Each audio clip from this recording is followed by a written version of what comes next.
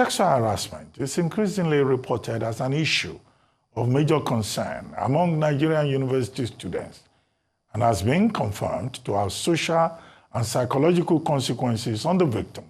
However, the scale of the menace is underplayed because of underreporting of cases.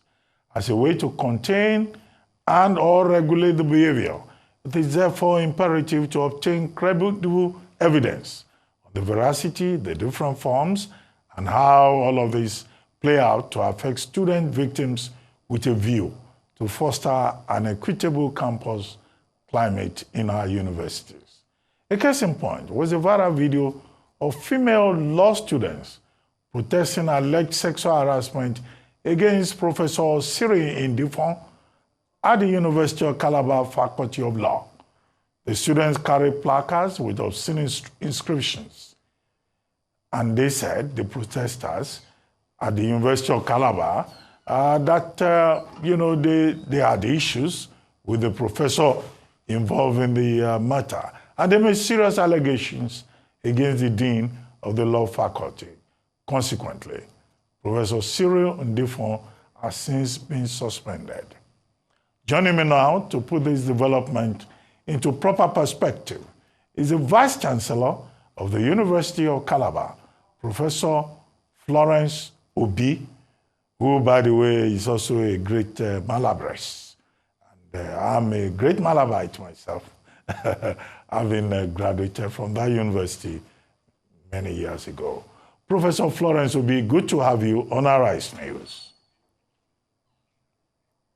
Thank you, my dear Malabarite. Well, Prof, you are the first female Vice Chancellor of the University of Calabar in more than 45 years history of the university, 11th Vice Chancellor.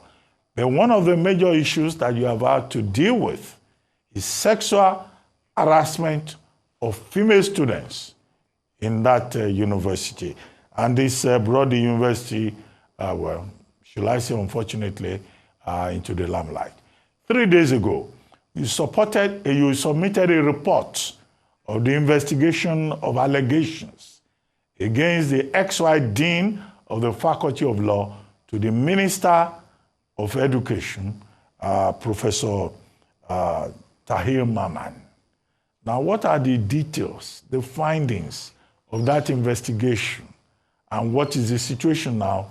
University of Calabar, unfortunately, becoming the poster model for sexual harassment in Nigerian universities. Well, thank you. I'm happy to be here. Thank you for having me. And I want to say that the committee did a very good job. The committee was very thorough, and they went into all the details of the issues that were raised in the students' protest letter. And at the end of the day, we have submitted the report to the Honorable Minister. And I think that having submitted the report to the Minister, our own job is done. Because for now, we do not have a council to look into the report, the details of the report. And so we submitted it to the Honorable Minister, and we think that he will take it up from there. So, but what I will say about the findings is that there was merit in most of the allegations that were made by the students. And that's all I can say about it for now. Well, Professor B, how transparent was the process of the investigation?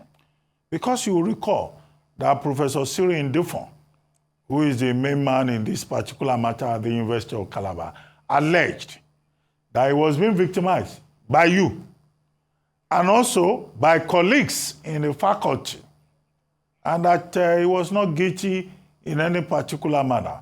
Was the process transparent, although the university authorities said, okay, this particular professor, there were other people who were involved, the MBA, the ICPC, other stakeholders, about 7 civil society groups that were involved in the investigation of the allegations. How transparent was the process?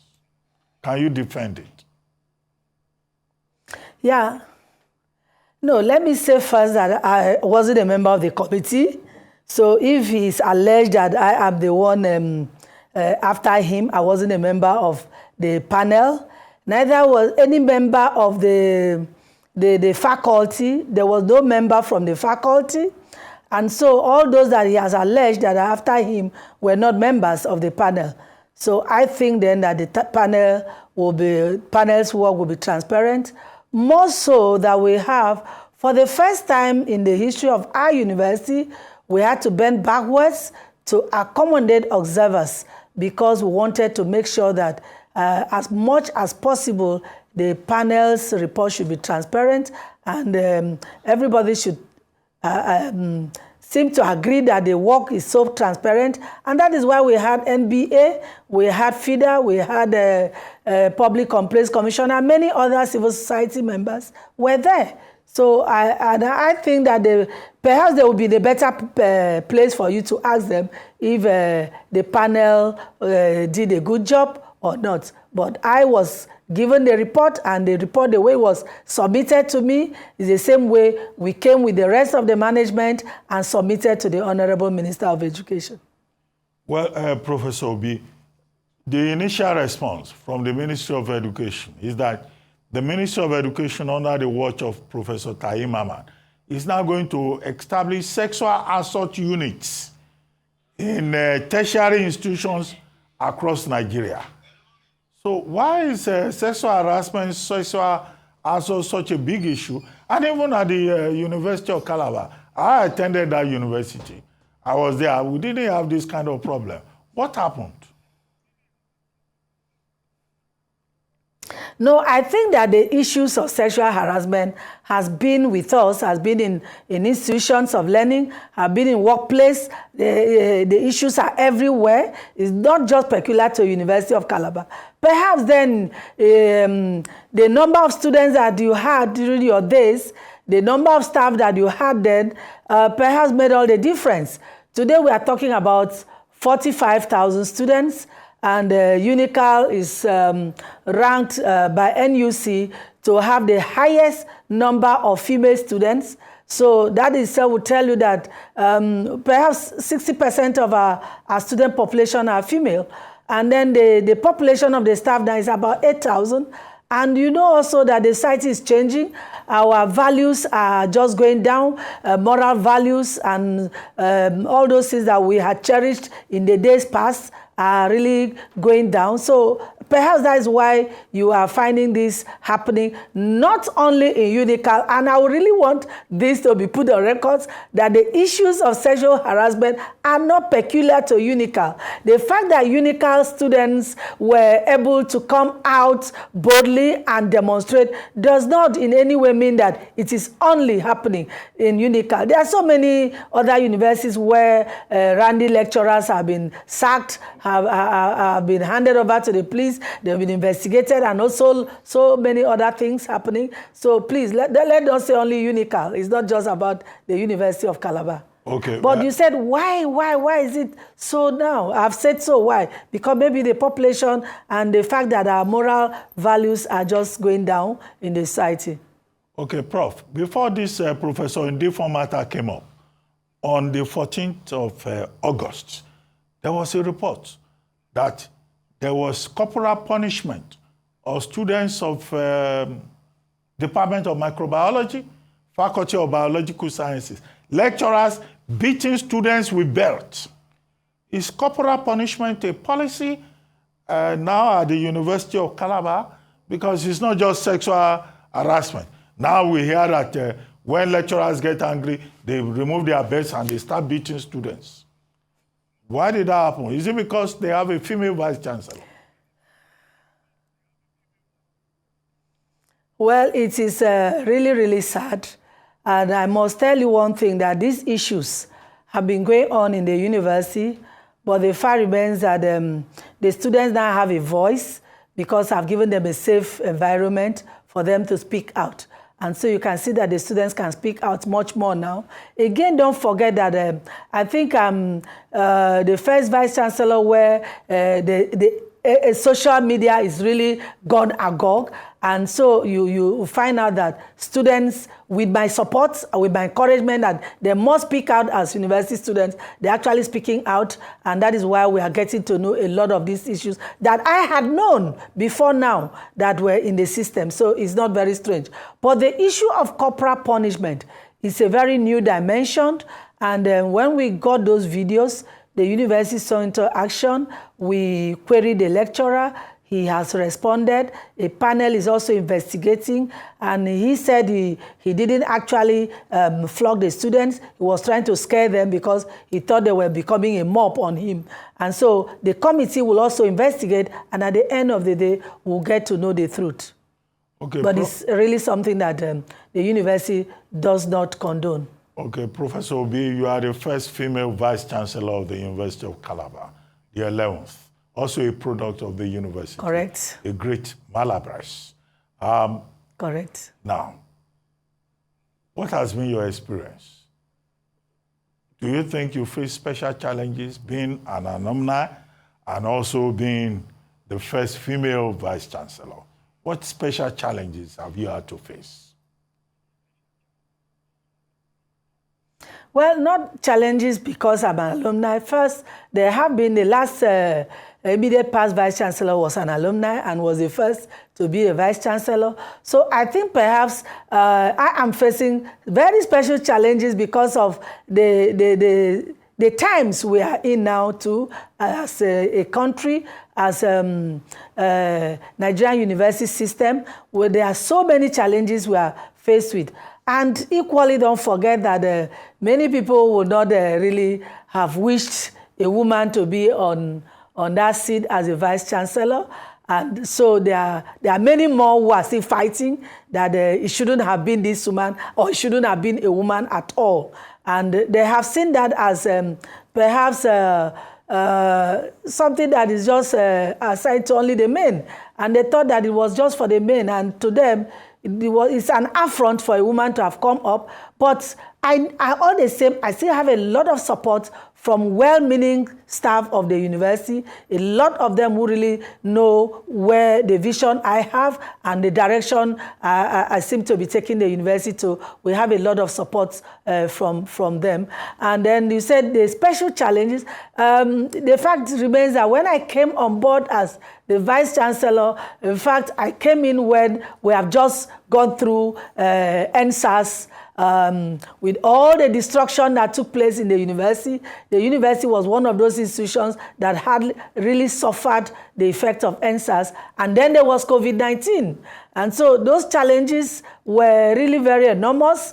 And again, the dwindling resources in the system also poses a very huge challenge in itself. The challenges are enormous. And then you see that the fact that even the rising costs of living now is itself a big problem. That it's not just about me as a vice-chancellor, but I think that virtually every other vice-chancellor is facing the same challenge I'm facing, especially in the daily running of the university. And many people don't seem to understand that the times are different now. They still want to make a comparison with what was, and they don't seem to know that the times are very different. When I came on board, our monthly lights bill, energy bill was about 12-13 million. It has moved up to 40 million. Then our, that is just for public power. Then when we talk about diesel, it's gone into hundreds, several other millions. And so it is really, really very hard for us to run the system now. And many people don't seem to understand the peculiarity of the situation that vice-chancellors of Nigerian University today are passing through. Okay, Professor Obi, what are the big issues for you in university education in Nigeria today? Discipline, corruption, or the fact that in the northern part of Nigeria, students are being abducted almost on a daily basis? What are those big issues that you have had to deal with or that you see? It's not only the northern part of Nigeria. The issue of insecurity is everywhere. And in my university, we also have very unique and peculiar issues of insecurity, such that our examinations, for instance, we're starting exams on Monday. We have to reach out to the security personnel, the joint patrol team of the Army, the police. We even have naval people coming in to help us patrolling our water line, because you know you are university, you are Malabite, you know that we are just surrounded by water, and so these people simply come in through the waters and come to abduct our students, and even staff have not been spared. So the insecurity challenge is everywhere, and we're also battling that.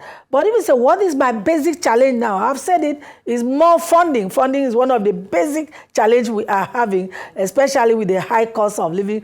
And again, in the university system, what we find ourselves now is that vice chancellors across public university, especially in the federal university, we are having challenges of recruiting the right caliber of staff to fill in the vacant spaces.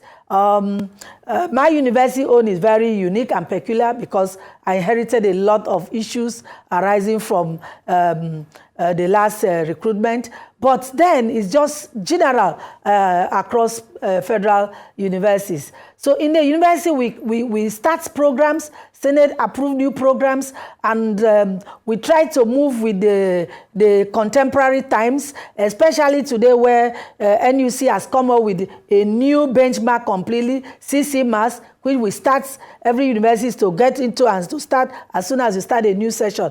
Meaning that in some places we need to have new staff, and then we are handicapped in recruiting the staff as at when due. So that is one of the basic challenges we are having, and I think that the head of service, the Ministry of Education, NUC, budget office, they are all working around to see how they can help us resolve that. But that remains one of the biggest challenges we are having right now.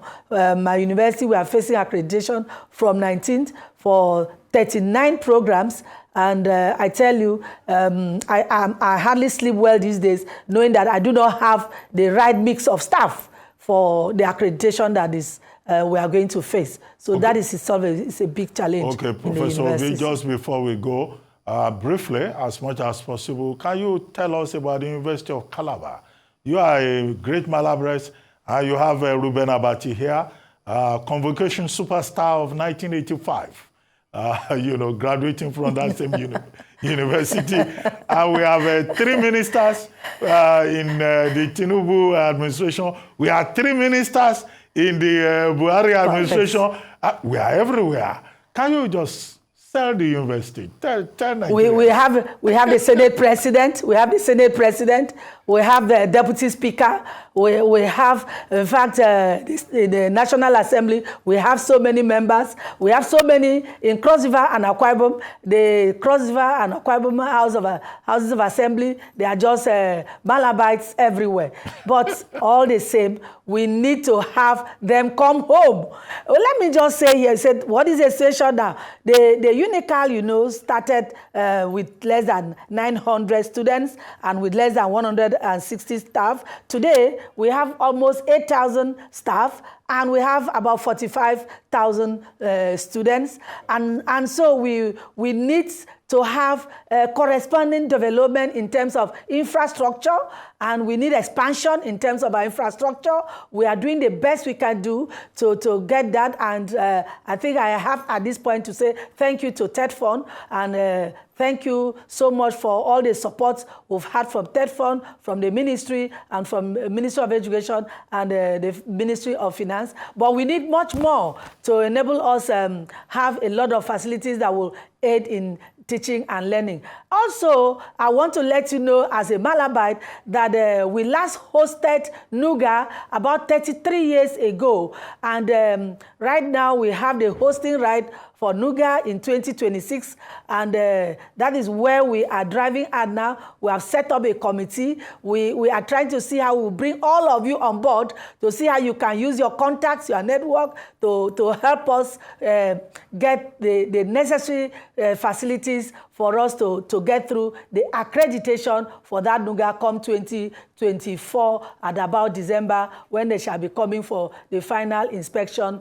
of the facilities. So we need to improve on our facilities. I want to also let you know that your students, the university now are making us very proud, because that is actually one of my focal area. How to see that we expose our students nationally and internationally. And you would have seen that about last week, 3 of our students came top in Africa in a large space law mute courts. They came third in Africa in far away Azerbaijan, and they are making us very proud. Of course, you would have also known that just last week, one of our students was trying to set a world record, and I'm sure that eventually he will be recognized by Guinness Book as one who wrote 19 books in 188 hours at a stretch. And we were all proud about them, and our students are doing so many breakthroughs, so many feats. All we need is for those of you who are well established to begin to come back home, to mentor them, to serve as role models, to give them some alumni special lectures, to see how we can reposition them, especially in this era of employment problems, where we make them to have employability skills and all that. We need your support. We need people like you to even accommodate our students for internship, so that they get experience, people who are in mass communication and all that. We need to expose them to industry, so that at the end of their stay in school, they will have better openings and better opportunities for them to leverage on. So I think that is about your university now. Thank you very much, Professor Florence Obi, first female Vice Chancellor of the University of Calabar. And it's good to know that University of Calabar is not all about sexual harassment or corporal punishment, that the university is doing great things under your watch. Thank you very much indeed.